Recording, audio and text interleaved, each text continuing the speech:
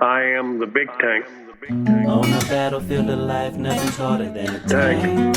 Yeah, have you ever met a man, heart's full of love, bigger than a Tank. tank? Big tank. He served in a few wars, he's a veteran that stands for a cause.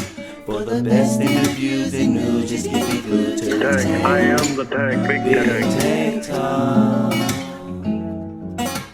Tank. Big Tank Talk. Tank. Big Tank Talk.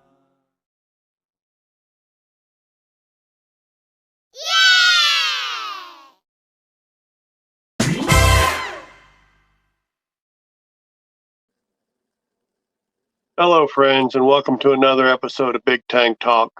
Today, I have the pleasure of bringing to you singer, songwriter, and musician Phil Hahn. Phil, welcome to Big Tank Talk. Big Tank, thanks for having me. It is my privilege to have you here, sir. Without any delay, I'm just going to jump right in. First question: what first got you into music? When I was a child, my father was in a band in New York. It was a kind of a Weird Al Yankovic kind of parody band of country music. He was a bass player. And I don't know, I was 5 years old. We had a piano in the house. I would just bang on it. And I was making up songs. And my father got me into some vocal lessons. And next thing you knew, I was doing Broadway shows. I was in West Side Story as a kid. I was in a couple of children's shows like most of the kids did, like Snoopy, the Peanuts gang and stuff. I did a lot of community theater and went to college for music and got my degree in music education. Well, that's awesome. Um, okay, now that tells us how you got into music. And I know you're quite a talented songwriter in addition to being a great singer. What inspires you to make music now? It's kind of my feelings, you know. It's my way of letting things out. I write very personal songs, but when I write them, I tend to really go into myself and tell the story from my perspective, and at the same time play that delicate game where I have to make the song relatable so that when somebody else hears it, if they can relate, they will a lot quicker if I can help that along with some of the songs. So it's mainly a personal thing. I understand. That makes sense to me. I wonder if you don't mind if you could describe your creative process from the moment you decide I want to write a song to the actual performance of it. Each time is different. Each one is a magical moment. Sometimes I'll just have an idea. Uh, I'll see something. I'll remember something. And how do I put that into words? So when I write a song, I don't start with music. I start with a picture and poetry. The poetry that I write, or the words, the lyrics that I write, are in the form of a song structure, which is different. Poetry writing and songwriting are two different things. It's just the metered, the way they meet. So when I write, I try and fit my words into a nice pattern to tell my story in as little words as possible. And it's and then I sit down with the lyrics, and then I pick up my guitar and the song. Basically, the lyrics are singing, and the song just comes out. That sounds absolutely reasonable to me. Along the way of this process from discovering your music and that you love, singing and playing to getting to where you're at now, what's been the best advice you've ever been given? Be true to yourself. Um, a long time ago, I was sitting in a bar in my drinking days. I don't drink anymore, but when I was drinking, I ran into this guy, and that was one of the things he told me. He was just sitting next to me. He says, "You seem like a nice guy." He was an old man, and I'm in my 20s at this point, and he was probably in his late 70s, early 80s, and that's what he was telling me. He says, if you're gonna live life right, be true to yourself. That's the biggest thing. Live with value, live with God in your heart, live with love for your country, and live for your own value, your morals. You know the difference between right and wrong, right? I said, sure do. And he says, you just do that. You stick to that, you're going to be just fine. And that was basically my motto. True to myself. It certainly sounds easy enough, doesn't it? It is. It took some practice, you know, going through like anybody else does life. My life is a country song. Divorce, you know, losing the house, losing the kids, losing everything, you know, but then it all comes back. And when it came back, that's basically the one thing that I held true to myself. Always be trustworthy, always be honest, always tell people how I am and why I'm doing what I'm doing at all times so that everybody around me understands who Phil Hahn is, who I am. And I can't be wrong. I can't go wrong. And that's basically what I do. That's pretty awesome, truthfully. Um, Let me ask you this. Um, have you ever done any touring while playing your music? Yes, quite a few times. As a matter of fact, I'm it's funny that you say that. I'm kind of on a 4-year mini tour right now. So 4 years ago, I kind of got an RV and got in my Chevy, and I just started touring the country. Now COVID happened, you know, and we all went through that. But I found it to get away from everybody. I didn't want to go towards the city. I wanted to get away from the city during COVID. And I kind of wanted to be myself, but I wanted to do it so that I wasn't trapped at home. So I Right. got an RV, hooked it up to my Chevy, and I just started touring on my own. I just went into towns, would go into local bar owners, local shop owners, restaurants, find a little breakfast place, a coffee shop, and ask them, would you like me to play some music out front? No charge. And that's kind of how it all started.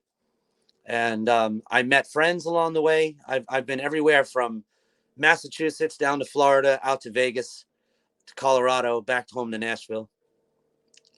And I just have these little pockets of places that I like to go and visit. And I do it now on a cycle. I've been doing that every 4 years. I leave Nashville, I go up to New York, I head up to Massachusetts, and then I'll head down to Florida, head out to Vegas, hit Colorado, and then I'm back in Nashville. And I just hit those places. I come back to those same coffee shops, the same bars, play my songs, play other people's music as well. And I just kind of built a community on my own when it comes to touring. So, what have you found to be the hardest part about doing that? Money. Yeah, money. But I do it anyway. You know, we all struggle, but I make enough and I'm happy. But if I had more money, I think I'd do a lot more. I can understand that. Yeah, It sounds, to honest with you, it sounds like a lot of fun, to be honest. it is. And I'm blessed with 2 children. So they're in tow, you know. I got a 5-year-old and a 2-year-old. My 5-year-old son and my 2-year-old daughter. So, and we just have a blast. That's awesome. I love kids, and I think having kids made me a better person. Yeah, absolutely. I can completely relate to that statement. All right, let's do a little creative thinking, if we could. Sure. You're fixing to go on a big tour. For some reason, you're given the option of who you can open for, and it can be anybody, any genre. Who would you open for? Mm. 2 people come to mind. If it was any genre, it would be I would love to open for Billy Joel. My first love, my first inspiration was the piano and Billy Joel. Now, Billy Joel grew up on Long Island, just like I did. And I went to hundreds of his shows back in the 90s, late 80s, early 90s. Right. And I love his music.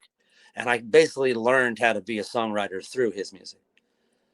With what I do today, and because I kind of reinvented myself as a country artist, country music in Nashville, it would be Cole Swindell, who is a singer-songwriter like myself.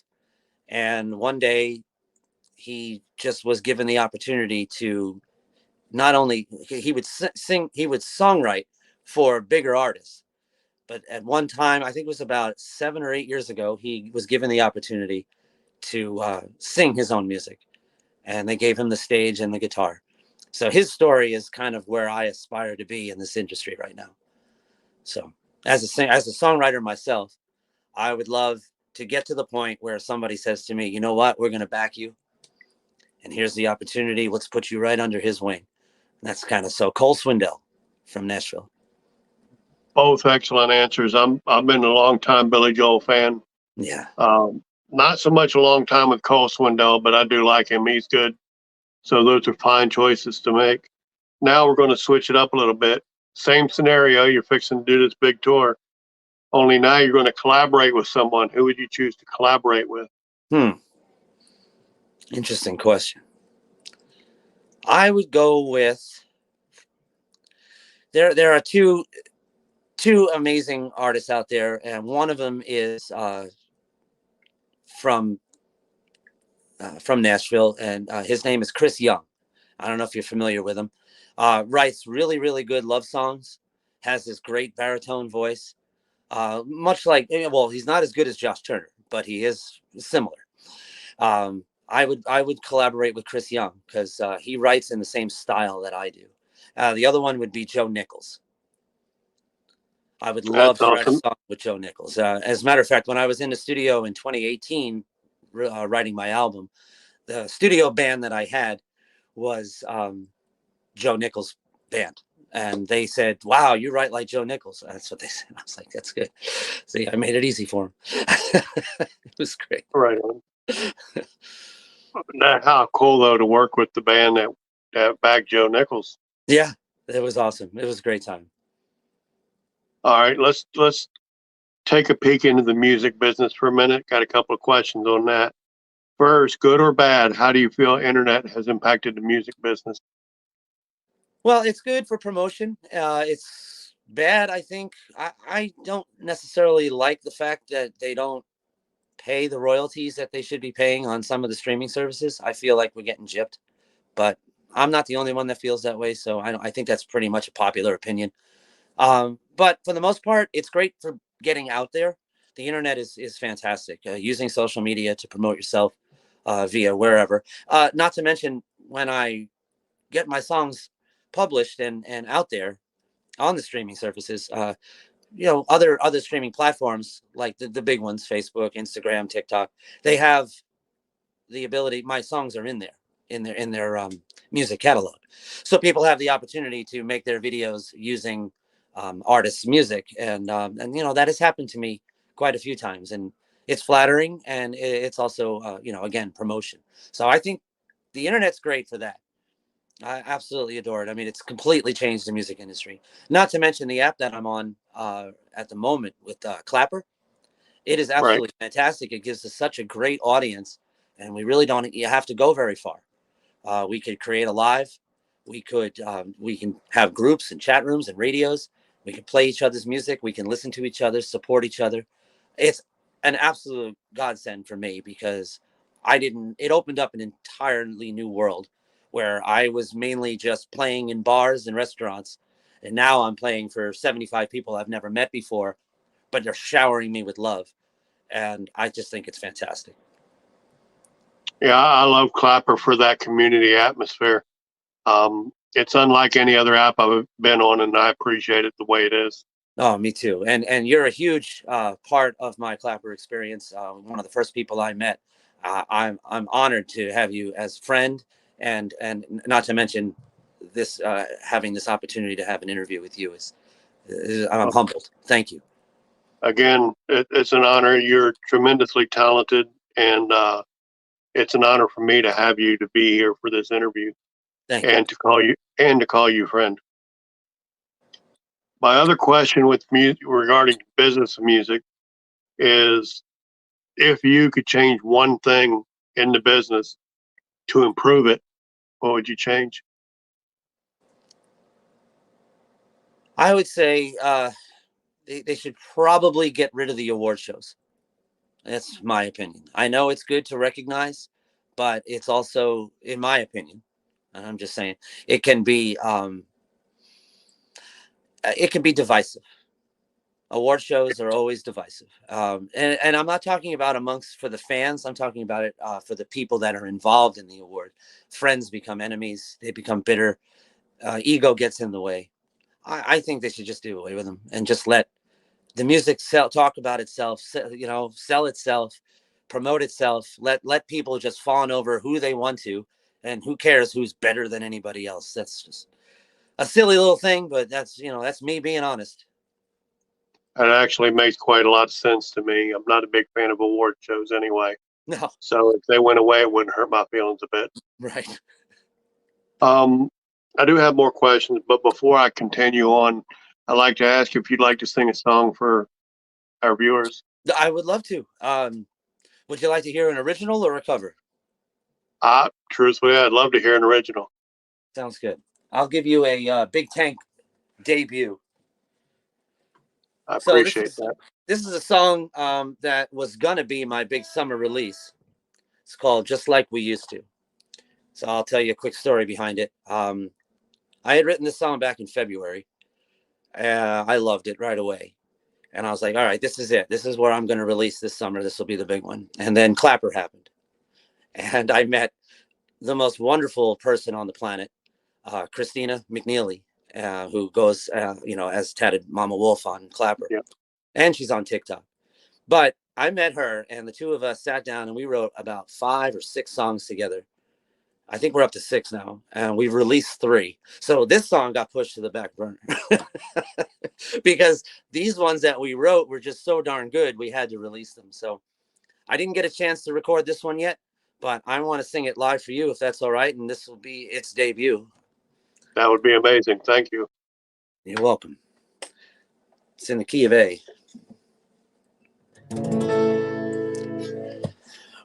We had fire burning bright under that big old moonlit night. Hand in hand, we own this town. Hearts unchained, love unbound. Back roads and the radio, with you had nowhere else to go. Our laughter filled the summer air. Back when you and we didn't have a care. I wanna get back what we used to be. Get back to the same old you and me.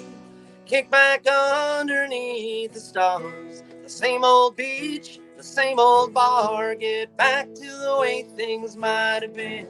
The way things were when you walked in and touched my heart with a memory. When a kiss from you, it would skip a beat. I go back just like we used to.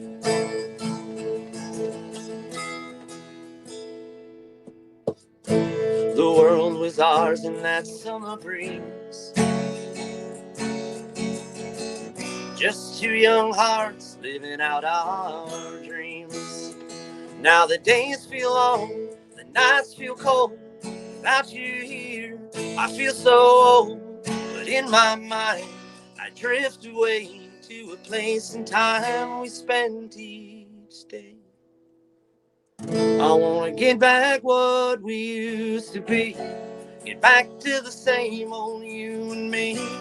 Kick back underneath the stars. The same old beach, the same old bar. Get back to the way things might have been. The way things were when you walked in and touched my heart with a memory.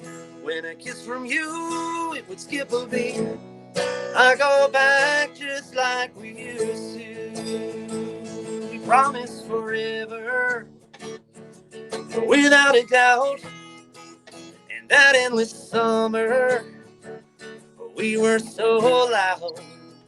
Those years raced by like shooting stars, but I still find you in my guitar. I wanna get back what we used to be. Get back to the same old you and me.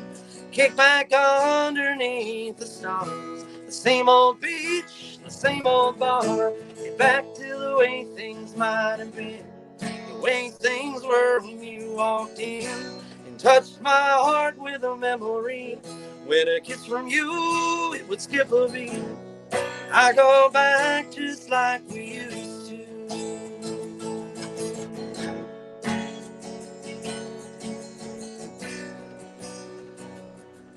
Whoa, I go back just like we used to.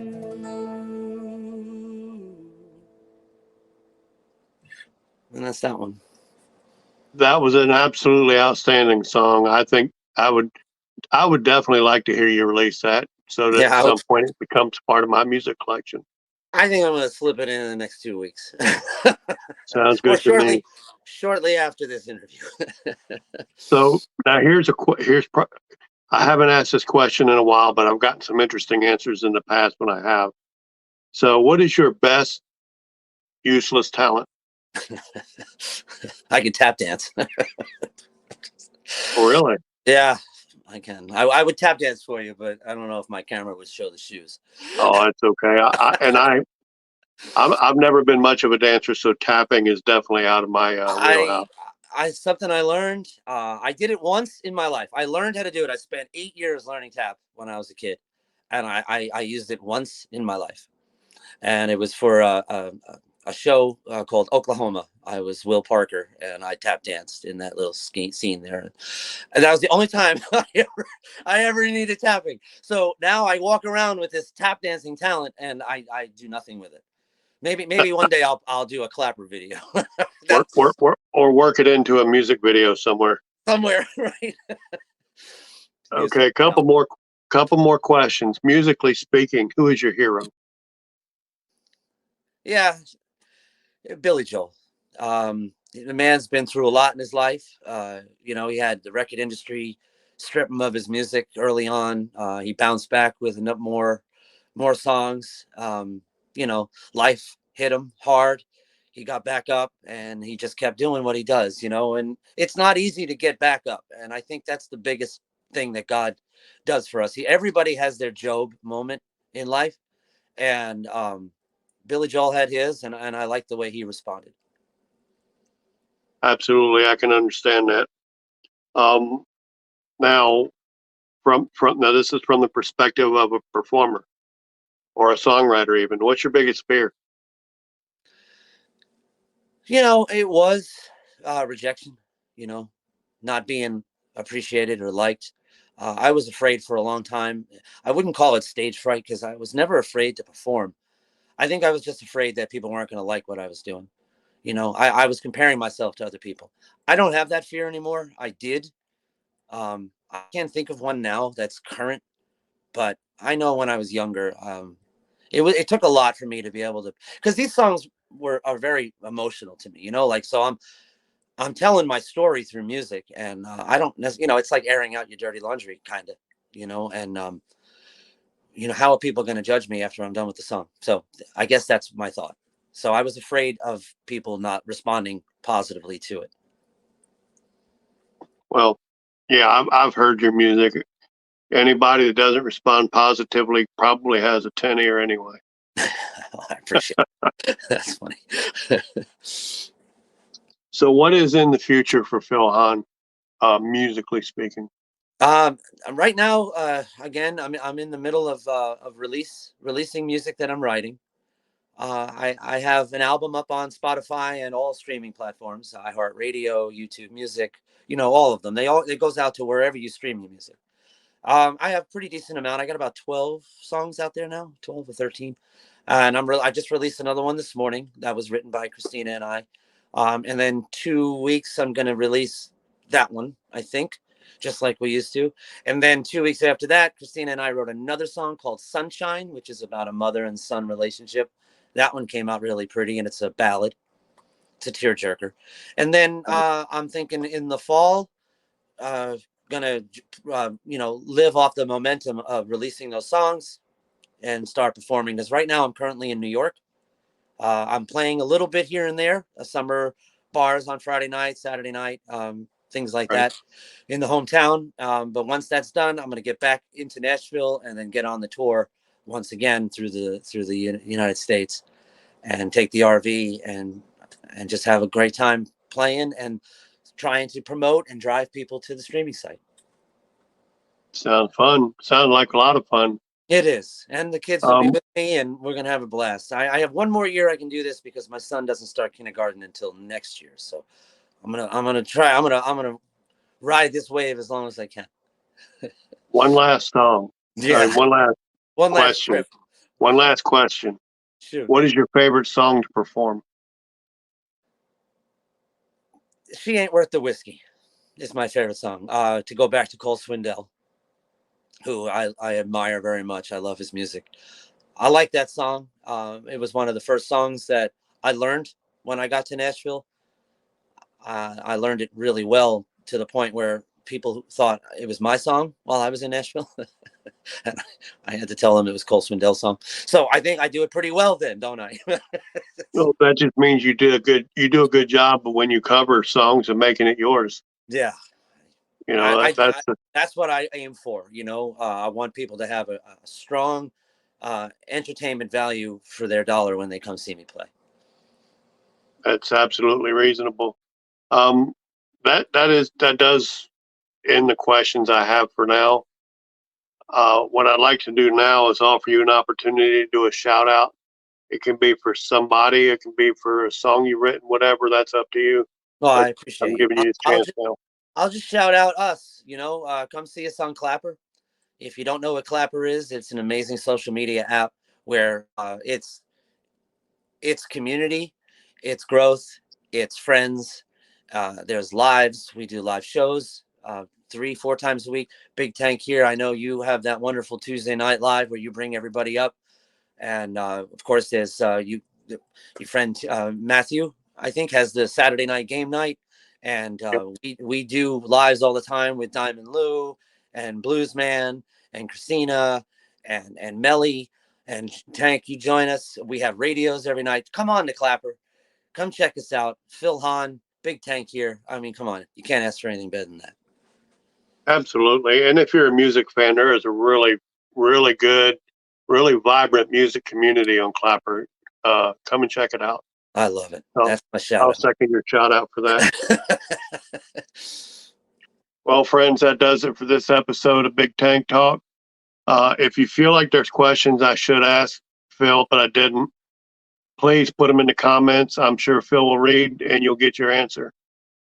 In the meantime, give this episode a like, and by all means subscribe, because I'm asking and inviting people to good interesting people to be interviewed all the time. Phil, again, thank you for taking some time and let me ask you these few questions. Big Tank is a pleasure. Thank you so very much. Thank you.